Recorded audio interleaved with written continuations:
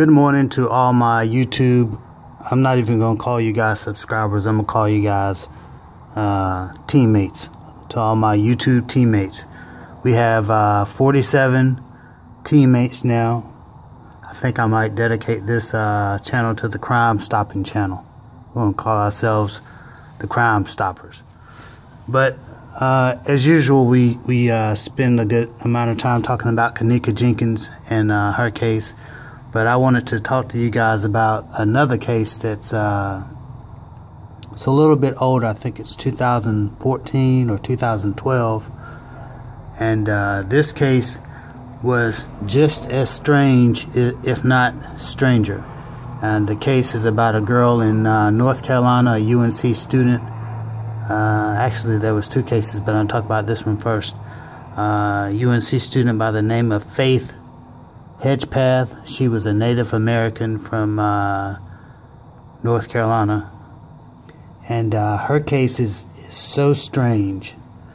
She was actually killed. I'll let you guys look it up, but I'll give you some background. She was actually found dead inside her apartment that she recently started renting with a new friend that she met, a girl named Keneeka.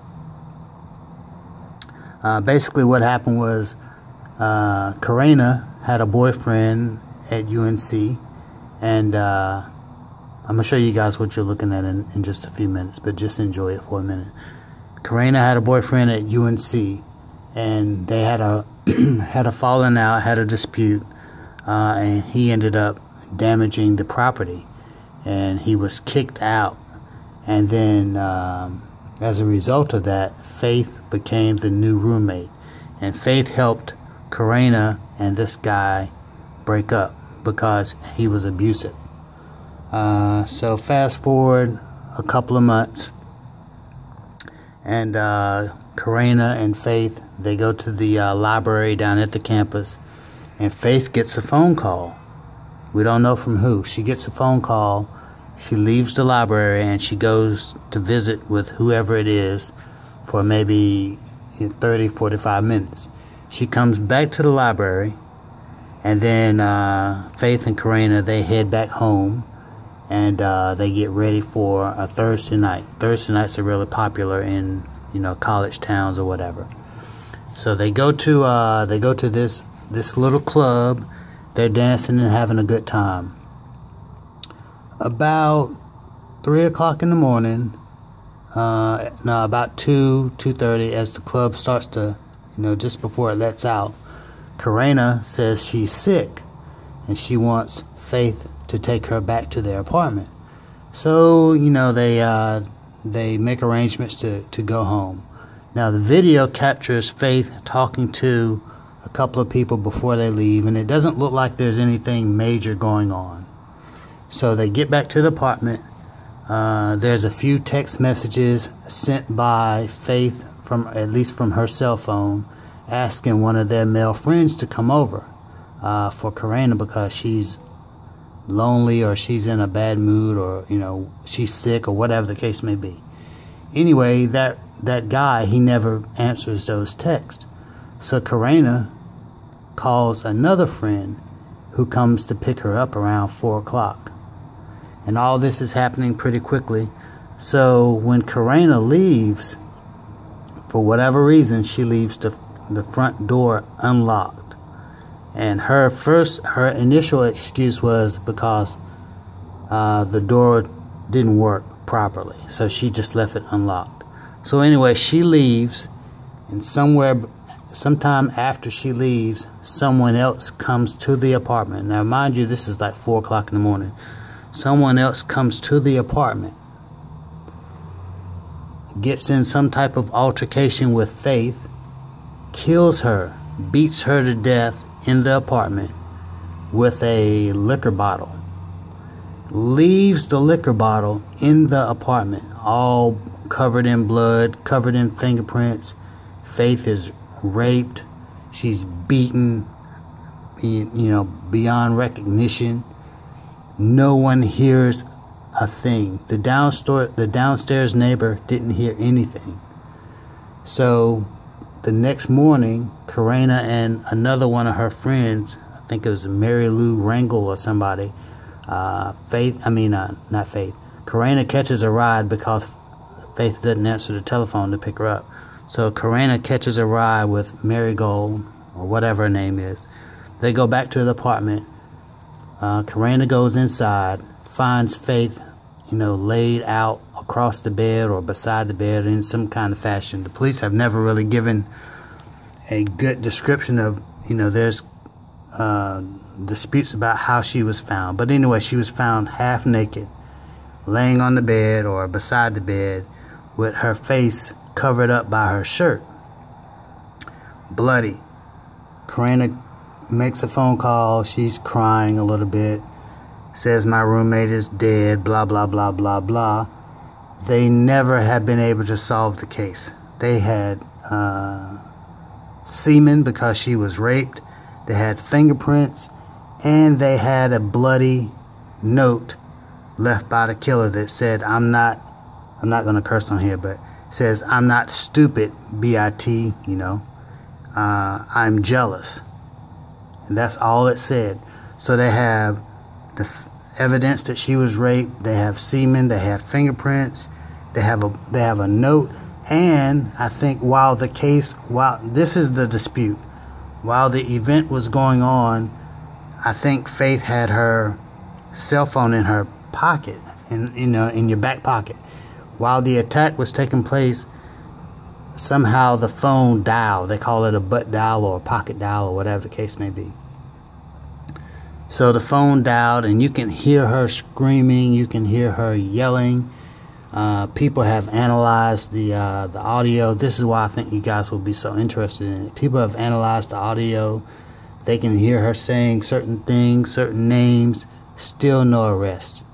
No arrest at all. So I give you guys that case because I know you guys are interested in that kind of stuff. And I just didn't want you guys to get tired of looking at me every day, looking right into the camera. But anyway, what you're looking at right now is the city of the United Arab Emirates. This is Abu Dhabi.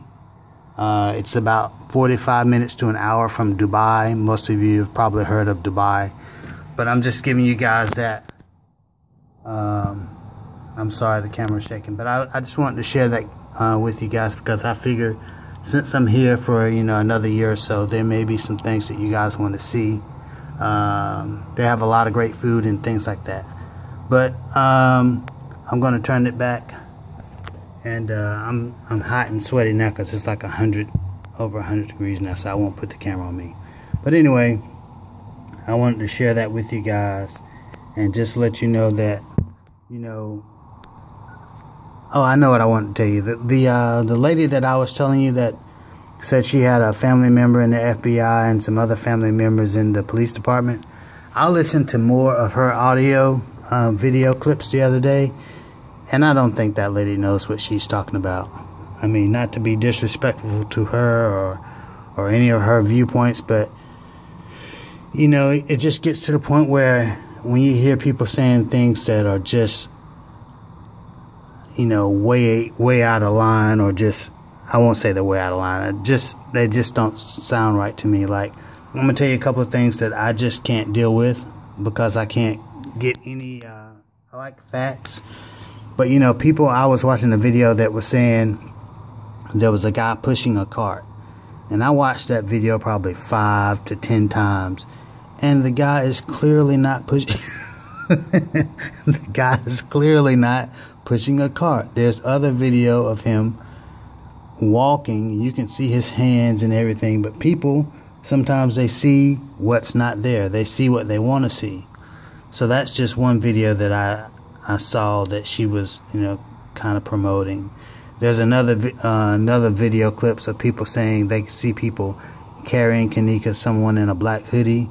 I watched those same videos. You guys have watched the same videos. Keneeka is not being carried by anybody. From any other videos that I can see, she's walking. And then people are not even happy with those videos because then they'll say that's not the same Keneeka. And then people are now saying that the Keneeka that we first saw walking into the hotel, they're saying that's not the Keneeka. So I mean, at some point, you know, how are we gonna get around to solving the case if we can't even agree what girl is Keneeka? You know, someone's gonna say, oh, she's too skinny in this picture. You know, her mom says she weighed 85 to 115. The autopsy report says she weighed 165. What's going on here? Now, I do admit that she does look a little heavy going into the kitchen, but, you know, that's not too hard to explain. You know, they say the camera does put weight on you. I don't know about the angle of the camera and all that kind of stuff, but as far as I'm concerned, it's her, because there's nothing that concretely proves that it's not her. I mean, we can all make speculation, but at some point, this too much speculation makes the case even harder to solve. Like I said before, the only two people that we want to hear from at this point is the guy and the girl in the room that we know gave Keneeka something to drink, because we know that she was drugged. Either she drugged herself, or either she was drugged, and that's the best lead that we have. We see her acting normally, then we see someone give her something to drink. After that, the very next video that we see is a Keneeka stumbling down the hallway in trouble, you know. So we want to get those two people questioned, because that's where the case is going to take its next turn. If you don't get those two people, if you don't get that girl and that guy to tell you anything about the drink they gave her, or you got to get them to sit down in front of you so you can get a good sense of if they're telling the truth or if they know anything. If they never sit down in front of you, the chances of you getting a conviction or even making an arrest is very slim. So, you know, that's all we really need. We don't need all these speculations about, is that the Keneeka or is that not the Keneeka, or, you know, whatever the case may be. Or, you know, there's no arm reaching for her when she walks down the hallway, no one grabbing her, no one pushing her. Because, you know, what you're seeing most of the time is you have to look at those. I had a magnifying glass, you guys. I had my son's magnifying glass. As people make these videos, they copy in someone's videos, they take their phone and they watching a video on their laptop, and they want you to sit there and look at a picture that's as big as your thumb and be able to see a hand, you know, a hand reaching out from around the corner. And, you know, if someone was really doing that, it's not just going to be like a hand here, something that, something that you can barely see every single time. It's just a coincidence that the person that you really need to see just barely is out of frame. They're just too far away. They're just, you know, it's always some reason why you can't make it out. And I think what's happening is people are making a lot of views and things for themselves. But you know what people don't realize is you don't get paid off YouTube videos unless you got, like, first of all, you have to have AdSense on your account. If you don't sign up for that, then there ain't going to be no payments. I don't care if they run videos on, I mean, if they run advertisements across your video, you're just wasting your time and money making videos to get all these views. If you don't sign up for AdSense, go through the process for that, register and all that kind of stuff, it doesn't make a difference how many views you get or how many likes.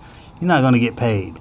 And this Keneeka Jenkins story is not going to make you a millionaire just because you got, you know, 1,000 subscribers and 69,000 views because she was hot for a week. So, you know, let the real crime fighters take over from here. We appreciate what everybody did, giving us the information that they gave us, but let the real people who have a genuine, sincere desire to see this case solved, let us do the work from here. You guys step aside and, you know, make your little video someplace else. Let us do our work, the real crime fighter. So that's all we have for right now. Thank you guys for liking and subscribing. I enjoy my time with you guys, and I'll see you in the next video. Thank you.